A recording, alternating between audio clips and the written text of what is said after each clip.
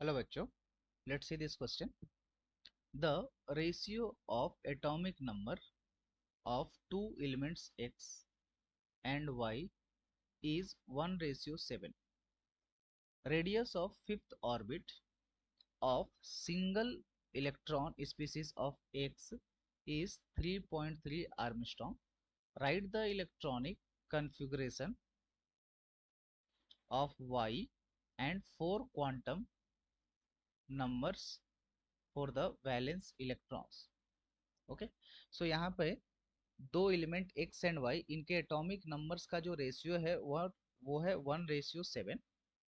और element x में क्या है, फिफ्थ ऑर्बिट में एक इलेक्ट्रॉन है और उसका जो रेडियस है 3.3 आर्मस्ट्रॉन्ग है. तो हमें इलेक्ट्रॉनिक कन्फिग्रेशन y का बताना है और उसके वैलेंस इलेक्ट्रॉन के बारे में फोर क्वांटम नंबर्स का वैल्यूज बताना है, right.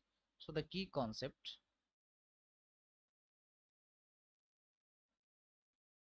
as we know the radius of nth orbit,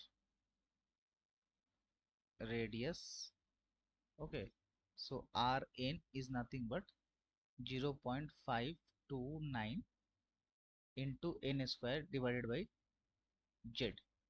okay, so यहाँ पे z क्या है, एटॉमिक नंबर है, n क्या है, नंबर ऑफ ऑर्बिट है. So here as in the given question, n is given as a fifth orbit, so we can substitute the value of n and Rn also, which is given as a 3.3 Armstrong, right. So Rn value is given as a 3.3 is equal to 0.529, n value is 5 and its square divided by z. So on solving this we will get z equal to 4. So atomic number of x will comes as a 4. So this is the 4 is the atomic number of atomic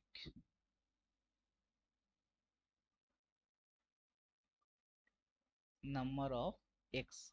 क्योंकि ये जो radius है वो x element का ही, x atom का ही दिया गया था, तो जो रिजल्ट हमें मिलेगा एटॉमिक नंबर वो भी किसका मिलेगा, x का, right. And in the given question जो दिया है एटॉमिक नंबर का जो रेडियस दिया है x एंड y का, वो दिया है 1:7. So we can say atomic number of y is equal to 28 as it is 7 times greater than the x atomic number, right. अब हम यहां से लिखेंगे electronic configuration of y. Electronic configuration of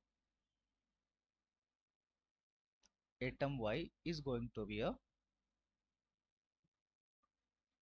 1s2 2s2 2p6 3s2 3p6 4s2 3d5.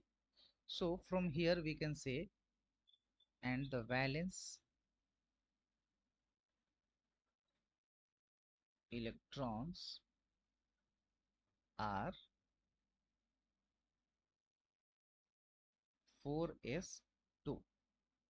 Okay, अब यहाँ पर अगर हम बात करें इनके क्वांटम नंबर्स का, तो सबसे पहला क्वांटम नंबर अगर बात करते हैं फोर क्वांटम नंबर में से, four quantum numbers of the valence electron of atom y, that is first principal quantum number, तो यहाँ पर जो है n का वैल्यू होगा 4. सिमिलरली सेकेंड एजमुथल क्वांटम नंबर और एंगुलर मोमेंटम क्वांटम नंबर, तो इसका जो वैल्यू होता है इस सबसेल्स के लिए वो होता है 0.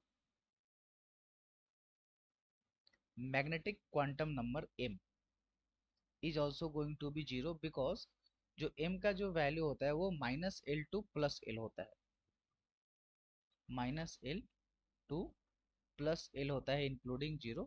यहाँ पर l का वैल्यू 0 है तो कोई भी प्लस माइनस नहीं होगा, तो ऑटोमेटिक क्या होगा, m का वैल्यू भी 0 हो जाएगा.